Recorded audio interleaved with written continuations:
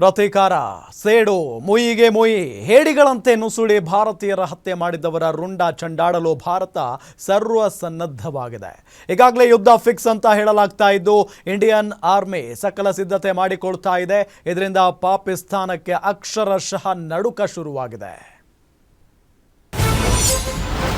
ಪಾಕ್ ಉಗ್ರರ ವಿರುದ್ಧ ಶುರುವಾಯಿತು ರಣಬೇಟೆ. ಟೆರರಿಸ್ಟ್ ವಿರುದ್ಧ ಪ್ರತೀಕಾರ, ಮುಯಿಗೆ ಮುಯಿ.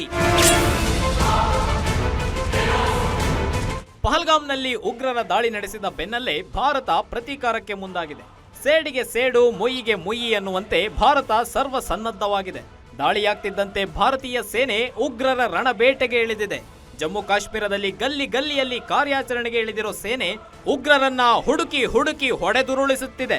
ಇದರ ಮೂಲಕ ಆಪರೇಷನ್ ಟೆರರ್ ಆರಂಭಿಸಿದೆ.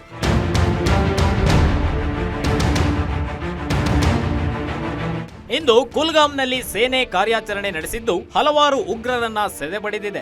ಉಗ್ರರು ಇರೋ ಖಚಿತ ಮಾಹಿತಿ ಮೇರೆಗೆ ದಾಳಿ ಮಾಡಿದ ಸೇನೆ ಇಬ್ಬರು ಉಗ್ರರನ್ನ ವಶಕ್ಕೆ ಪಡೆದಿದೆ. ಅಲ್ಲದೆ ಸೆರೆ ಸಿಕ್ಕ ಉಗ್ರರಿಂದ ಅಪಾರ ಪ್ರಮಾಣದ ಶಸ್ತ್ರಾಸ್ತ್ರಗಳನ್ನ ವಶಕ್ಕೆ ಪಡೆದಿದೆ. ಇದರ ಜೊತೆಗೆ ಭದ್ರತಾ ಪಡೆ ಹಾಗೂ ಪೊಲೀಸರು ಜಂಟಿ ಕಾರ್ಯಾಚರಣೆ ನಡೆಸಿ ಉಗ್ರರಿಗೆ ಸಹಾಯ ಮಾಡಿದ್ದವರನ್ನ ವಶಕ್ಕೆ ಪಡೆದಿದ್ದಾರೆ. ಕಾಶ್ಮೀರದಲ್ಲಿ ಬರೋಬ್ಬರಿ 175 ಜನರನ್ನ ವಶಕ್ಕೆ ಪಡೆದಿದ್ದು ಕಾರ್ಯಾಚರಣೆ ಮುಂದುವರೆಸಿದೆ. ಭಾರತೀಯ ಸೇನೆಯಿಂದ ಸಮರಾಭ್ಯಾಸ. ಬಾರ್ಡರ್ನಲ್ಲಿ ಬೆಳೆ ಕಟಾವಿಗೆ ಸೂಚನೆ. ಇದರ ನಡುವೆ ಈಗ ಕಾರ್ಯಾಚರಣೆ ನಡೆಸಿರೋದು ಬರೀ ಟ್ರೇಲರ್ ಅಷ್ಟೇ. ಪಿಕ್ಚರ್ ಅಭಿ ಬಾಕಿ ಹೈ ಅನ್ನುವಂತೆ ಸೇನೆ ಸಮರಾಭ್ಯಾಸ ಶುರು ಮಾಡಿಕೊಂಡಿದೆ.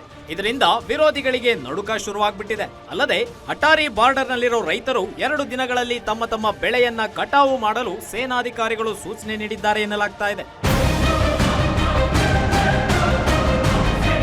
ಇದರ ನಡುವೆ ಕಾಶ್ಮೀರದಲ್ಲಿ ಬಂಕರ್ಸ್ಗಳನ್ನ ಸಿದ್ಧಪಡಿಸಲಾಗ್ತಿದೆ.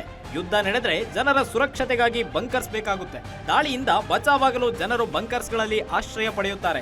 ಆದ್ರೆ ಈಗ ಕಾಶ್ಮೀರದ ಕೆಲ ಗ್ರಾಮಗಳಲ್ಲಿ ಜನರೇ ಬಂಕರ್ಸ್ಗಳನ್ನ ಕ್ಲೀನ್ ಮಾಡ್ತಿದ್ದಾರೆ. ಸರ್ಕಾರದಿಂದಲೇ ನಿರ್ಮಿಸಲಾಗಿರೋ ಬಂಕರ್ಸ್ಗಳನ್ನ ಸ್ವಚ್ಛತೆ ಮಾಡಲಾಗ್ತಾ ಇದೆ. ಇದೆಲ್ಲವನ್ನು ನೋಡ್ತಿದ್ರೆ ಪಾಕ್ ವಿರುದ್ಧ ಯುದ್ಧ ಫಿಕ್ಸ್ ಅಂತ ಹೇಳಲಾಗ್ತಾ ಇದೆ. ಒಟ್ನಲ್ಲಿ ಪಾಕಿಸ್ತಾನದ ವಿರುದ್ಧ ಸಮರ ಶುರುವಾಗೋ ಎಲ್ಲಾ ಲಕ್ಷಣಗಳಿದ್ದು ರಕ್ತ ಪಿಪಾಸುಗಳನ್ನ ಸೆದೆಬಡಿಯಲು ಸೇನೆ ಸರ್ವಸನ್ನದ್ಧವಾಗಿದೆ. News desk, guarantee news.